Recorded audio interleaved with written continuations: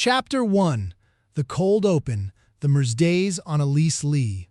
Look at me, look into my eyes right now. I don't care what car you drove to work today. I don't care if you have a blue check mark next to your name on Instagram. And I damn sure don't care about the designer belt buckle you bought last Friday to impress people in an office you absolutely hate. We need to talk right now. Because you're being lied to, and you're actively participating in your own financial ruin. You're out there hustling. You're working 50, 60, 70 hours a week. You're exhausted. But the second a little bit of cash hits your bank account, what do? You lease the C-Class, you buy the shoes, you pay for the VIP table. Why?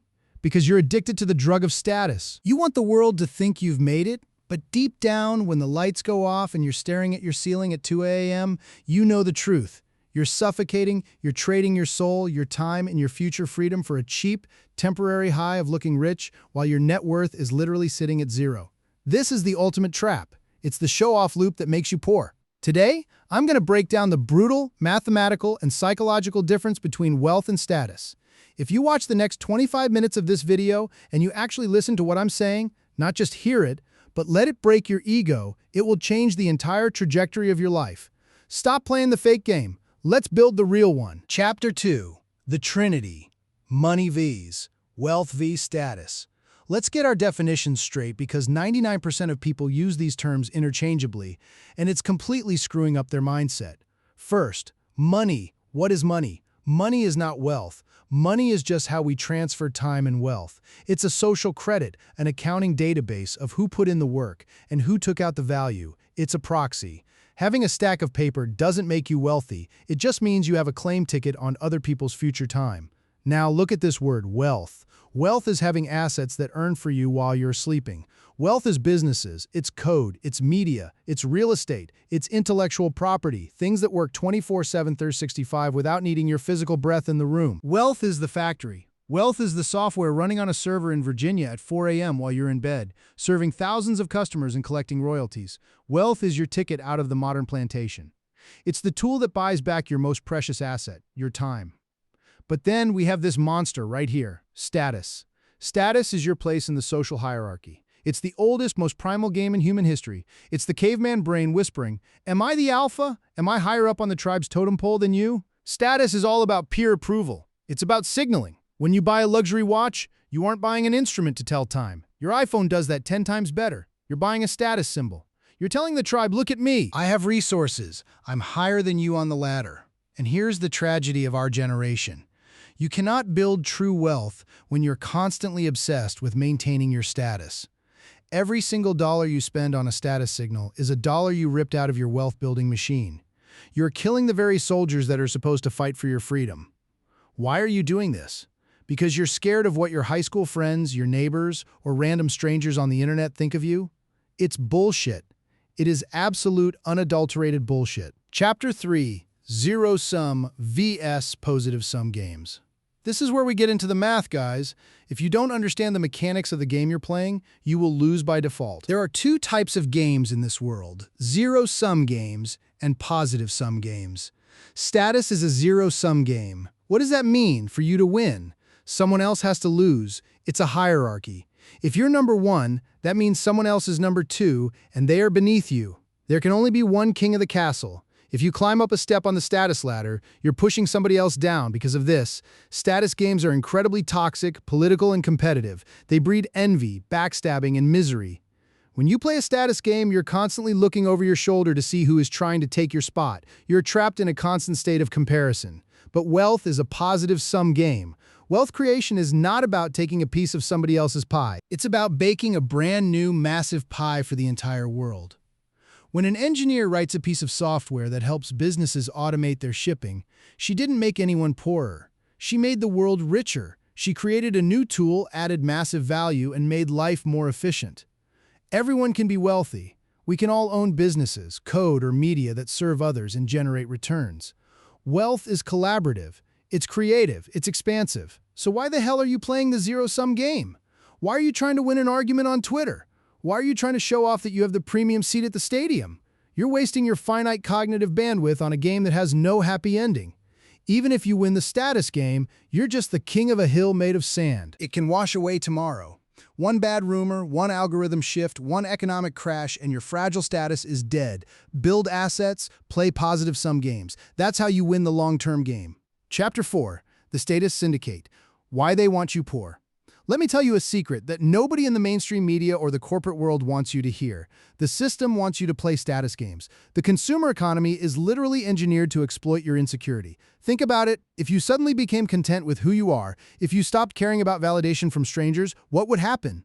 Entire multi-billion-dollar luxury fashion industries, car manufacturers, and credit card companies would collapse overnight. They need you to feel inadequate. They need to sell you the illusion that you are just one purchase away from being happy, from being respected, from being someone. And here's the uglier part. When you decide to step off the hamster wheel, when you say, you know what, I'm going to drive this beat-up Honda, live in this small apartment, and put every extra cent into buying stocks or building my own software business, do you know what your social circle is going to do? They are going to attack you.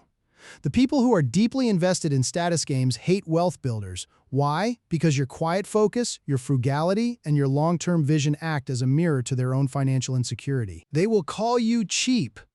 They will ask you, why are you working so hard? They will say, live a little, buy the shoes, take the trip, enjoy your life. They want to drag you back down into the crab bucket because your refusal to play their silly status game makes them feel stupid for leasing a car they can't afford. They want you to stay in the mud with them. You have to be strong enough to say, I don't care about your opinion. You have to be comfortable being misunderstood for a decade so you can be free for the rest of your life. Chapter 5, Buying Freedom, the True Utility of Wealth. Let's talk about what happens when you actually build wealth. When you start acquiring assets, when you have businesses, equity, or investments that work for you, something magical happens. You stop caring about what people think, and you start caring about how you feel. Wealth doesn't buy you happiness. Let's be very clear about that. If you're a miserable, insecure person at $50,000 a year, you're just going to be a miserable, insecure person with a sports car at $5 million a year. Money only solves your financial problems. It doesn't fix your internal demons. But what wealth does buy you is freedom. That is what retirement actually is. Retirement isn't when you're 65 years old, too tired to walk, sitting on a porch. True retirement is when you stop sacrificing today for an imaginary tomorrow. It's when you have enough assets generating income that you no longer have to work to survive. Your time is entirely yours. You are the absolute king of your own life. Compare that to the status-obsessed person.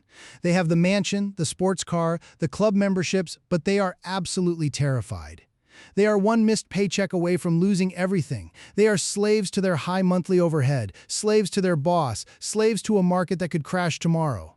They look like a king on Instagram, but they live in a prison of their own making. I don't want that for you. I want you to be free. Chapter 6, Execution over Clout, How to Pivot Today. So how do we fix this? How do we transition from status seeking to wealth building starting today? It's not about some complex financial formula. It's about a radical shift in your daily execution. First, learn to build and learn to sell. If you can do both, you are unstoppable. Building means creating the asset, writing the code, designing the product, shooting the media. Selling means marketing, communication, and building a community. Find your specific knowledge, that unique intersection of your natural talents and deep curiosities that feels like play to you but looks like work to others. Second, embrace extreme accountability. Take risks under your own name. Society will reward you with leverage, equity, and massive credibility if you're willing to stand by your work and take the hits when things go wrong. Stop hiding behind a corporate title. Build your own reputation. And third, use permissionless leverage. We live in the greatest era in human history. In the old days, you needed a bank's permission to get capital, or a gatekeeper's permission to hire a workforce. Today, you have code and media. You can write a program, launch a podcast, write an ebook, or build a digital product. It costs $0 to distribute to the entire world. Your code and your media are your personal army of silent robots working for you while you sleep. But you can't do any of this if you're busy scrolling through social media, feeling jealous of someone else's vacation, or spending your weekend trying to take the perfect photo to look cool. Put down the phone, stop consuming other people's status signals. Start executing on your own assets. Chapter 7, The Final Punch. Your choice at the end of the day.